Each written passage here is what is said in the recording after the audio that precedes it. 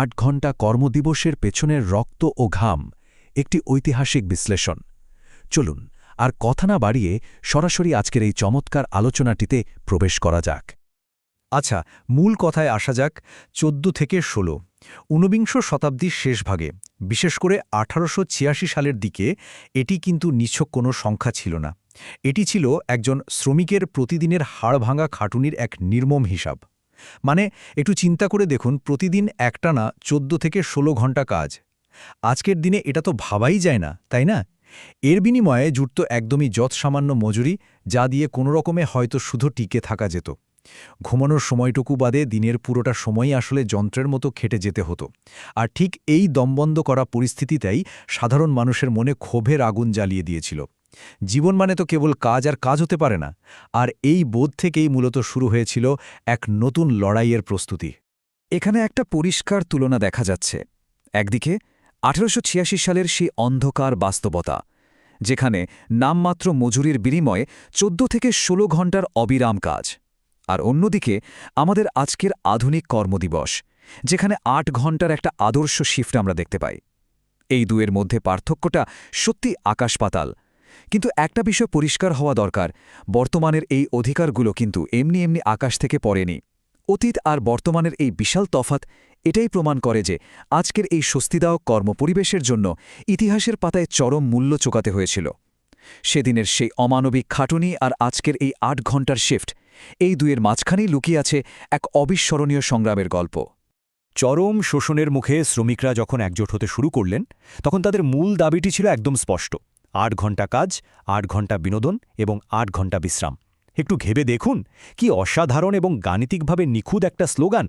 ২৪ ঘণ্টার একটা দিনকে কত সুন্দরভাবে ৩টে সমান ভাগে ভাগ করে ফেলা হয়েছে। এটা শুধু একটা দাবি ছিল না, এটা ছিল মানুষের মতো বাঁচার একটা পারফেক্ট ব্লুপ্রিন্ট। মানুষ কাজ করবে, নিজের ও পরিবারের জন্য সময় কাটাবে এবং পর্যাপ্ত বিশ্রাম নেবে। এই সহজ অথচ শক্তিশালী দাবিটি দাবানলের মতো ছড়িয়ে পড়েছিল। আর এটাই চারপাশের শোষিত মানুষদের এক ছাতার নিচে নিয়ে আসতে সবচেয়ে বড় ভূমিকা রেখেছিল। চলুন দেখি ঘটনাগুলো কিভাবে মোড় নিয়েছিল। এই দাবি আদায়ের পরটা কিন্তু মোটেও মসৃণ ছিল না। ১৮৮৬ সালের ১ মে আমেরিকার শিকাগো শহরের হে মার্কেট স্কোয়ারে প্রায় ৩ লক্ষ শ্রমিক এক বিশাল ধর্মঘট শুরু করেন। কিন্তু ৪ মে এই শান্তিপূর্ণ সমাবেশটাই একটা মর্মান্তিক রূপ নেয়। সমাবেশে হঠাৎ একটা বোমা বিস্ফোরণ ঘটে, আর এর জেরে পুলিশ নির্বিচারে গুলি চালায়।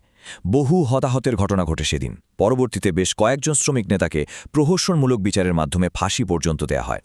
এরপর ১৮৮৯ সালে প্যারিসের শ্রমিক সম্মেলনে শিকাগোর সেই শহীদদের স্মরণে ১ মেকে আন্তর্জাতিক শ্রমিক দিবস হিসেবে পালনের ঐতিহাসিক সিদ্ধান্ত নেওয়া হয়। এভাবেই শিকাগোর একটি স্থানীয় লড়াই পুরো বিশ্বের শ্রমজীবী মানুষের অধিকারের এক বৈশ্বিক মাইল ফলকে পরিণত হয়। আর এই বিষয়টি খুব চমৎকারভাবে বুঝিয়ে দিচ্ছে আসলে সেদিন কি অর্জিত হয়েছিল। সেই রক্তক্ষয়ী সংগ্রামের ফলেই আজ শ্রমিক অধিকার শব্দগুচ্ছ একটা মজবুত ভিত্তি পেয়েছে। এই যে ৮ ঘণ্টার কর্মদিবস, সাপ্তাহিক ছুটির দিন, নিরাপদ কর্মপরিবেশ বা ন্যায্য মজুরি, এই সব কিছুই কিন্তু সেই ঐতিহাসিক অধিকারেরই অংশ। এই বিষয়গুলো এখন আমাদের দৈনন্দিন জীবনের এতটাই অবিচ্ছেদ্য অংশ হয়ে গেছে যে এগুলোকে অনেক সময় খুব সাধারণ বা স্বাভাবিক মনে হয়। কিন্তু হে মার্কেটের সেই মানুষগুলো যদি সেদিন জীবন বাজি রেখে রুখে না দাঁড়াতেন, তবে আধুনিক কর্মক্ষেত্রের এই মৌলিক সুবিধাগুলো হয়তো আজও আমাদের কাছে অধরাই থেকে যেত। আজকের দিনে নিরাপদ অফিস বা সাপ্তাহিক ছুটির আনন্দ সবই মূলত সেই ঐতিহাসিক অর্জনেরই সরাসরি ফসল। এখন এখানকার সবচেয়ে আকর্ষণীয় বিষয়টা হলো এই অধিকারগুলোর মূল লক্ষ্য। মে দিবস পালনের পেছনে মূলত ৩টি প্রধান লক্ষ্য কাজ করে। প্রথমত, শ্রমের মর্যাদা প্রতিষ্ঠা। যে পেশাই হোক না কেন, শ্রমিকরাই যে আসলে সভ্যতার চাকা সচল রাখেন সেটা মনে করিয়ে দেওয়া। দ্বিতীয়ত, ন্যায্য অধিকার নিশ্চিত করা, যেমনটা আমরা একটু আগেই দেখলাম, কাজের সঠিক পরিবেশ এবং পারিশ্রমিকের নিশ্চয়তা। আর তৃতীয়ত, শ্রমিক সংহতি ও চেতনা বৃদ্ধি, সারা বিশ্বের সাধারণ মানুষদের মধ্যে একতা বজায় রাখা এবং যে কোনো ধরনের শোষণের বিরুদ্ধে রুখে দাঁড়ানোর প্রেরণা যোগানো। এই ৩টি স্তম্ভই কিন্তু একটা আধুনিক এবং মানবিক সমাজ গঠনের মূল ভিত্তি।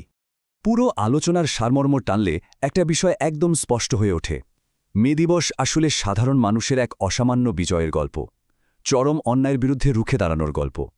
আজ যে ৮ ঘণ্টা কাজের সুযোগ আমরা পাচ্ছি, তা শিকাগোর সেই অকুতভয় শ্রমিকদের সর্বোচ্চ আত্মত্যাগেরই ফল। তবে এটা কেবল অতীতের আত্মত্যাগকে স্মরণ করার কোনো বিষয় নয়, এটা ভবিষ্যতের জন্য একটা ভীষণ জরুরি বার্তা। এটি আমাদের বারবার মনে করিয়ে দেয় যে কর্মক্ষেত্রে মালিক এবং শ্রমিকের মধ্যে একটা সুস্থ ও সুসম্পর্ক বজায় থাকাটা কতটা দরকারি। কোনো শোষণ বা বৈষম্য নয়, বরং পারস্পরিক শ্রদ্ধাবোধ আর ন্যায্য অধিকারের চর্চাই পারে একটা চমৎকার ও উৎপাদনশীল কর্মপরিবেশ তৈরি করতে। তো আজকের এই বিশ্লেষণে আমরা দেখলাম কিভাবে 1886 সালের সেই লড়াই আজকের কর্মপরিবেশকে পুরোপুরি বদলে দিয়েছে। কিন্তু গল্পটা তো এখানেই শেষ নয়, তাই না?